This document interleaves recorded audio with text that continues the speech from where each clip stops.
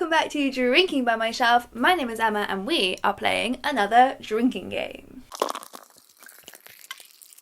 This is another idea inspired by one of my subscribers, Diana, whose name you may have heard from my mouth before because she literally inspires all of my best videos. She suggested that I make a TBR, predict what rating I would give the books, and then get points based on how close I was to the ratings, and those points would let me buy more books. I've adapted this because I don't need to buy any more books. Instead, we're making it a punitive game, and the points that I get wrong, I have to drink. So I have got here a surprise book haul. This was perfect because this company contacted me, A Box of Stories. They are a subscription service who will send you random books. So you can choose the genre you want, or you can do what I did. I went for a total surprise. I said fiction. I think you can go even braver and say a complete surprise. I specified fiction, but I didn't pick a genre within that. And so I have in here 4 random books. I don't know what they're going to be, that have been chosen by A Box of Stories. This is going to be an honest review. I'm not being sponsored by A Box of Stories, but they did send me this box for free, and they have given me an affiliate link, which I will put in the description box below. So if you want to try this out for yourself, do use that link, and then I will get a little bit of money with every purchase. Okay, I'm nervous. So I'm going to open this up right now and see what the books are. Hopefully I won't already have read them, and then predict how this is going to go. I should really have brought scissors. Can I do this with my bare hands? Yes, she can! Wonder Woman! Ooh! Okay, so first a little bit in here about how the company works. 77 million books are destroyed in the UK every year. 83% of those are books pulped before they've been read.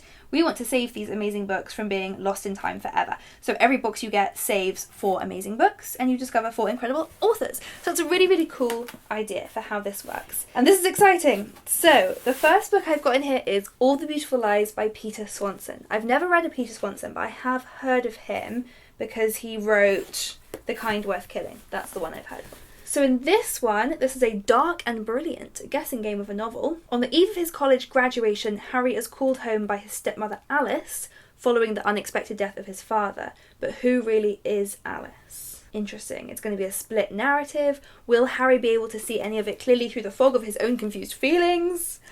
I have no idea. I'm going to look at them all and then make my guesses at the end. Next in here I have a book called Say Nothing by Brad Parks. This looks like another thriller. It's a normal Wednesday afternoon and Judge Scott Sampson is preparing to pick up his 6-year-old twins from school. His wife Alison texts with a change of plan. She will be collecting them instead. But when Alison arrives home later, she's alone and denies any knowledge of the text. Shit. Okay, so this looks like more of like an action-based thriller. Not usually something I would pick up, but that does sound like a very exciting story. Does anyone else just think this cover reminds them of the sex scene in Titanic, mostly, rather than like a scary story? That's what I'm getting from it. Then we have a lovely Waterstones signed limited edition of We the Survivors by Tash Aw.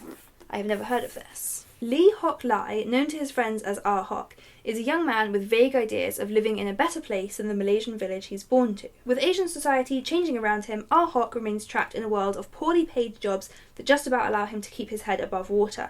But what leads Arham to kill a man? Wow. So are these all thrillers? Did I pick thriller? I don't think I picked thriller. This is described as the great novel on today's racism that we have been waiting for.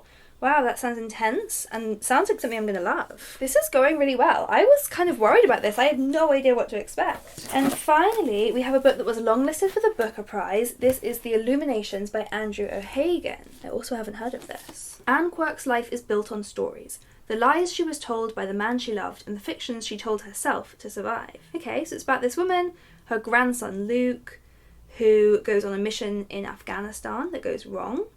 And then he and Anne set out to confront a mystery from her past. Apparently, it is a beautiful, deeply charged story showing that no matter how we look at it, there is no such thing as an ordinary life. Well, that sounds rather lovely. Cool, okay, so it's time for me to make my predictions. These are really lovely looking books. So what I'm going to do now is predict my star rating out of 5 that I'm going to give each of these. Then I'm going to go away and actually read them. And when I come back, for every star that is wrong, I have to do a shot. Yikes. And if I DNF them, by the way, that is going to count as 0 stars. So that's how that maths will work. Okay, so these are my 4 books. Now all I have to do is go away and read them. This is fun. And I'm back. I have read all 4 of these books and it's time for the moment of truth. The ratings are in. So how this is going to work, I originally, on the day that you just saw, already filmed all of my predictions about exactly what star rating I was going to give them. For each book I've got here, I'm going to show you my prediction, then I'm going to show you the vlog of me reading it, and then I'm going to tell you my final rating, and we'll see how wrong I was. And actually, most of these, I think I was mostly roughly right. I do tend to know my reading taste, but I had a few big surprises in there. So the first one that I read is this one, We the Survivors by Tash Aw, and this is what I originally said. We the Survivors sounds amazing. I want to make this a 5-star prediction. Oh my god, look, his last book was called 5-Star Billionaire. That's a sign. I'm going to make this one a 5-star prediction. It's a little nerve-wracking because that's a lot of things that could go wrong if I'm wrong.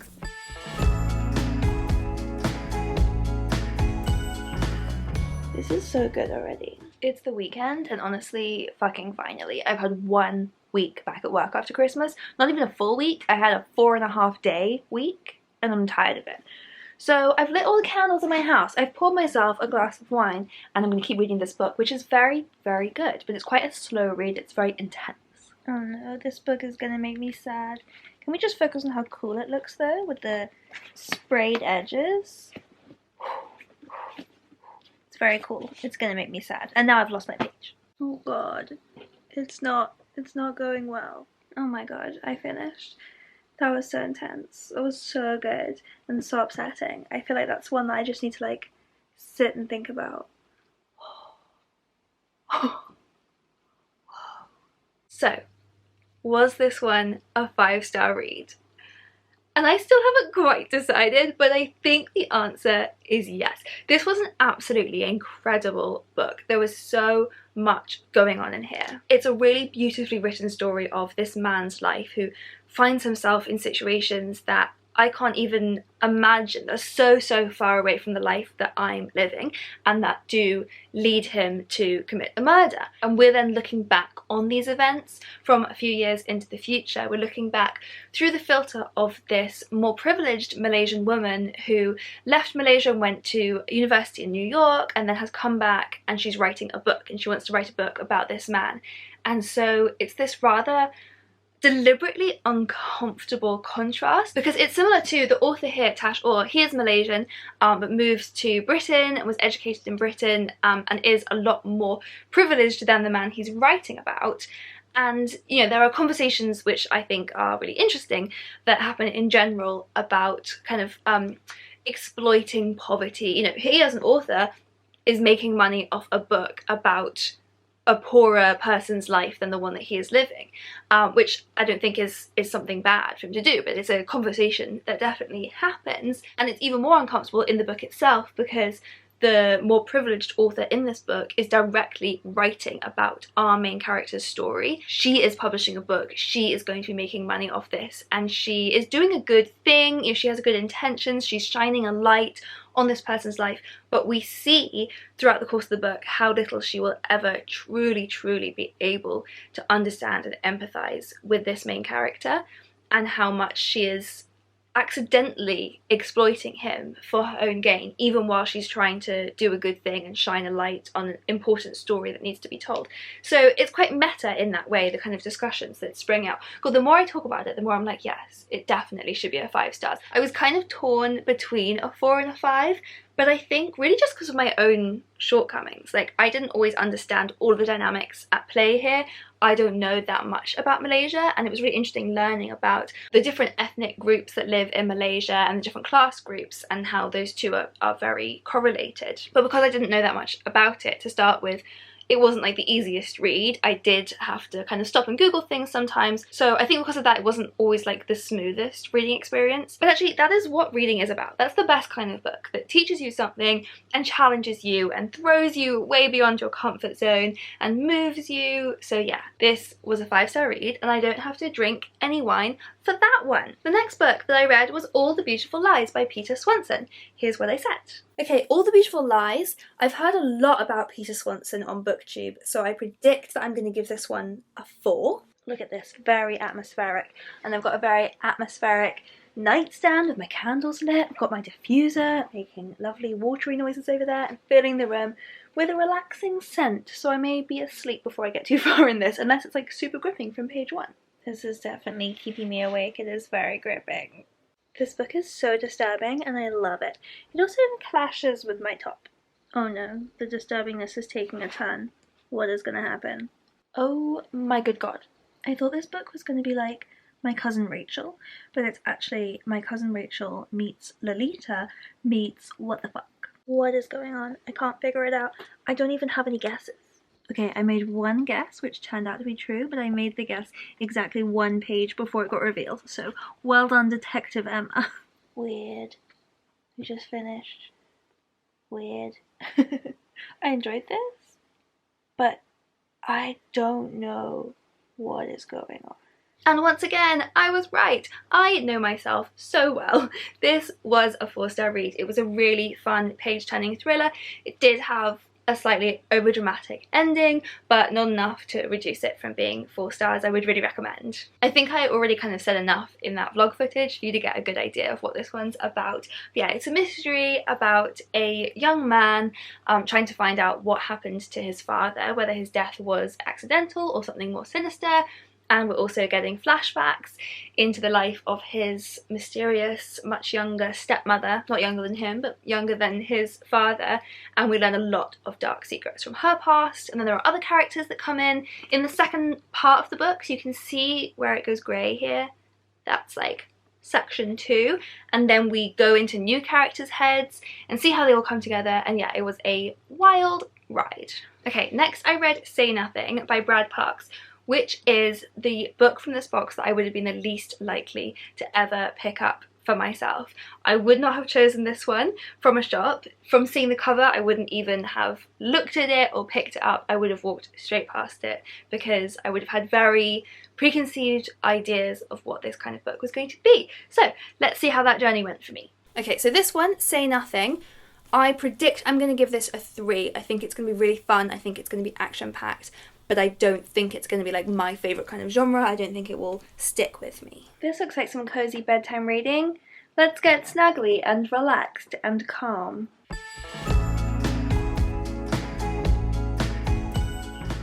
I think this is going to be like the book equivalent of a kind of fun cliche action movie, which is not a genre that I watch very often and not a genre that I read very often. I mean, I read a lot of thrillers, but this kind of thriller, which is like an action thriller, is not my usual kind of thing. But you know what? It's really fun so far. I mean, we're only 14 pages in, but those 14 pages have been a ride. I did not sleep well last night at all. I kept having nightmares and waking up. This is why this was not calm bedtime reading. None of my dreams were at all related to this, so it may have been a coincidence, but I just suddenly thought that'd be funny if that's why. I'm so tired today. So I'm just finished with the work and I'm going to curl up and read some more. This is the first day in January that I'm not doing exercise. I've been doing this like YouTube workout challenge from Madfit, who's a YouTuber who I'm obsessed with. She did a whole January challenge with like different workout videos every day, and I've done them every day so far and really enjoyed them, and I want to do it today, but I'm just so tired. So I feel a little disappointed that I don't feel well enough for it, but I just don't. So let's read my troubles away. Okay, I'm already having a lot more fun with this than I predicted. I think if this was a movie, I would like to watch it with my family and we would be confused and not know what was going on, but be having fun watching the pictures go around. The second thing though is I am a little confused on like what this guy's stance is. The main character is a judge, and a few pages ago he said a thing about how on days when he has to sentence people, it's always like the mood is very somber, and he was like, if you'd ever been to a prison you would know why, and then like made this little speech about how prisons are terrible and how America's incarceration rates are so high and all of that. I was like, yes, yes, yes, agree, not a fan of prison.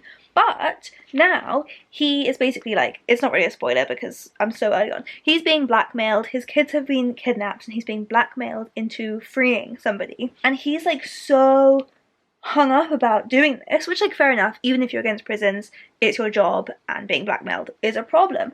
But like the way he's phrasing things, the guy that he's sentencing is a drug dealer, and he's like, how can you defend the indefensible? Like, how is drug dealing indefensible? That seems like a very different way of thinking than the guy who just a few pages ago was all like, prisons are terrible and they don't help the, you know, poor vulnerable people in society. And he like called this guy, in his head he calls him like a worthless son of a bitch. Like, he's just a drug dealer. There's so many reasons why someone could end up dealing drugs which don't make them a worthless son of a bitch. I just feel confused what his stance is, but maybe it'll all be cleared up. I'm still pretty early doors. Okay, take 2 are getting a restful night's sleep. I'm enjoying this book so much more than I thought I would, and it's not a book that I ever would have picked up, so that's really cool. Like, having this box, I wouldn't have thought to read this one, and it's actually really fun. Okay, finished. Wow, the ending was not what I expected. It was definitely surprising. I'm not sure everything stayed that believable the whole way through. It started to get a bit dramatic, but I guess like thrillers always do end a little over dramatic. It was interesting, yeah. I mean, I enjoyed it so much more than I thought I would. I haven't really decided on the final rating yet, but I had a lot of fun with it. It's just like when it got to the end I was like, okay. Also, like, surprisingly sad ending. I thought it would be more satisfying. I thought that this genre just kind of would lend itself to a more like predictable, satisfying ending. So I was a little taken aback. Okay, so time for my rating. If I saw this book in a bookshop, I would very stereotypically assume that this would be perfect for someone's dad. I would think, I bet one of my friends' dads has this on their bookshelf and they love it. The same kind of dad that reads Lee Child books and watches the Bourne Identity movies every weekend. Like, no disrespect at all to any of those things, but just not really my thing. I would never have imagined that this would be a book that I would read. But as you can see, I really, really enjoyed it. And what's funny is I wasn't wrong. I do still think that this is a great book for like someone's dad. I know that's the most generalizing, stereotypical thing, but like the average someone's dad would love this book. But it was also very well written. A lot more well written than I would have in my judgy way assumed that its readership would require. I would think that this is the kind of book that someone who doesn't read that often would still really enjoy, and I think that that's true, but it also managed to be a very enjoyable book for someone who does like to read a lot. I'm sounding so judgy right now. I don't know how to phrase the things I'm saying. Anyway, the point is, I gave this book 4 stars. I really enjoyed it, which means, finally, I get a goddamn drink. It was a bigger glass than I thought. Okay, and then there's just one book left on the list. This one, The Illuminations by Andrea Hagen. Again, this is a book that I wouldn't have chosen for myself, but I would probably have picked it up based on the cover. So it's less of a, like, definitely not my kind of book than the Brad Parks. But anyway, let's see how I got on. And then The Illuminations. I have no idea. So this is a book that could be very, very beautiful.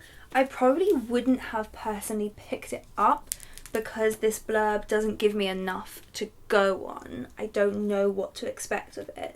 It honestly could be anything. I can imagine myself giving this 5 stars. I can imagine myself DNFing it because the characters don't engage me enough. It's all going to really, really depend on the characters because it doesn't seem like a very story-led book, which is good. I love character-led books as long as I like the characters. I have no idea. I think like the army stuff, the fact the grandson is in the army is putting me off, but I don't know why. This quote from Emma O'Brien says that in The Illuminations we have light and dark, beauty and horror, and what gives the novel its great depth and dimension is the depiction of a blood-torn self when a soldier comes home. So that sounds like very, very moving and upsetting, but also isn't something that would make me want to pick this up. I don't think I want to read about a blood-torn self when a soldier comes home. But maybe I'll love it, I don't know. I'm going to go bold. I'm going to predict a DNF. And there is a risk that this one is going to end up being a 5 stars. But I'm going to predict a DNF. Okay, let's do this. The final book. I've been kind of putting this one off because, like I said, I didn't have the highest hopes that this would be my taste. But it's Friday afternoon. Somehow it is already 2 p.m. and I have barely moved from the sofa. So let's do some reading. Okay, I'm like 10 pages in and I already think I'm going to adore this book. Which is, you know, nice because I like reading good books, but also a problem because it means I'm going to have to down like 5 shots or 5 glasses of wine or whatever I decided on. I definitely am struggling with the bits set in the army, so we've now changed perspective to the grandson in the army. And I always struggle keeping track of what's going on because I have this in books and movies, I can never remember what all the different titles mean, like if someone's a captain, someone's a major, who's more important, I don't know, and they never explain because they assume that you know, but I don't. Look what I just figured out. I can put Audible up on my TV so I can lie out here and play games on my phone while listening. What a treat. Anne said it was the nicest day of the week because she liked stories, and the way the residents got into conversations about what they all did when they were young. I'm kind of going back to my original prediction of not loving this one. All of the sections set at war are just so bleak and miserable and depressing, but also kind of dreary. So I'm just not really enjoying those. I prefer the sections that are set at the old people's home because we're kind of flashing back and forth between two. They're both happening at the same time, but two characters. But even then, I'm not loving them. Like, it's very moving. Our main character in those sections is a woman who is losing her memory. She's got like the early stages of dementia, and so it's written in a kind of confusing way because her thoughts are like coming in and out of different time periods and stuff, which is very clever but also makes it very confusing to read. So yeah, I'm like not loving it, but I also don't want to DNF it because there are kind of mysteries from this woman's past that I want to discover, and I also know from reading the review that these characters are going to come together at some point, and I've heard quite a few people, or I saw quite a few people in reviews saying that they started enjoying the book a lot more when that happened, so I'm kind of just like holding out for that. Okay, I'm a little over halfway through. I keep going in and out of being invested in this one. There's points where I'm not really enjoying it, and then suddenly I get like really sucked in. The writing is incredible the whole time through. It's just that it's not a setting that I particularly enjoy reading about, but there have been some seriously intense moments just in like the last section of the bit in the army in Afghanistan, so yikes. It literally makes me laugh so much that every time I try and show like a nice scene with candles on my bedside table, I forget that I always just hang my bras off the door handle, so they're just always there in the back of every shot, and half the time I don't even notice. This book just keeps being like the saddest thing I've ever read. I've actually started folding down pages of really like well-written sections, and I basically never remember to note down quotes, but I have bookmarked these pages, and don't get mad at me for dog-earing my pages because I do that. As you can see, I didn't DNF it, and I bloody loved it. But all of the things that I said in my prediction were true. I didn't really like the Afghanistan sections. If you'd caught me on a different day, I could have DNF'd this book at an early stage, but I'm really glad that I didn't because it was beautiful. I'm not going to give this one a 5-star. It wasn't quite a 5-star read for me, but it was definitely a 4-star book, and it's a book that I will be recommending to people. It's a book I will be thinking about. These characters did really engage me. Even Luke, who's the army captain, I loved him as a character. I absolutely loved him, and I loved his story, especially once he came home from Afghanistan. I just didn't really enjoy the bits that were like set in the action in the army, even though they were like very brutal and very upsetting. I just didn't really like reading those bits. But once he came home, he just really like came to life as a character for me. It was such a good book. It was such a good book. I'm so glad I read it. But it does mean I have to have 4 drinks now. It's lucky it's a Saturday night, and my plans for this evening are to have a virtual dance party with my friends on Zoom, so let's just call this pre-drinks, even though it's only like 4:15 right now. Some really early pre-drinks. It's just so easy. Wow, that'll teach me to be negative about books. So these were the 4 books that I read from a box of stories. That was a really fun experience. Like I said, I have an affiliate link in the description box below if you want to try this service for yourself. I'm definitely going to try it again. So I got from here 4 books, 2 of which I was excited about the second I saw them, definitely books that I was really interested in but hadn't yet heard of, and then 2 books that I never ever would have chose for myself but really enjoyed. I really enjoyed every single one of these. The lowest star rating I gave anything here was a 4. I will say they were all men, and I would have liked to see some female authors in there, and also only one of them was written by an author that wasn't white, so there could be a bit more diversity in there, but this is the only box I've had, so I'll be interested to see like what comes the next time round that I order one. So thanks so much to A Box of Stories for sending me this for free. This was really fun, and watch this space because I will definitely be ordering another one soon. And let me know if you guys decide to order a box from them as well. I really recommend. That was so much fun. Here's my end screen.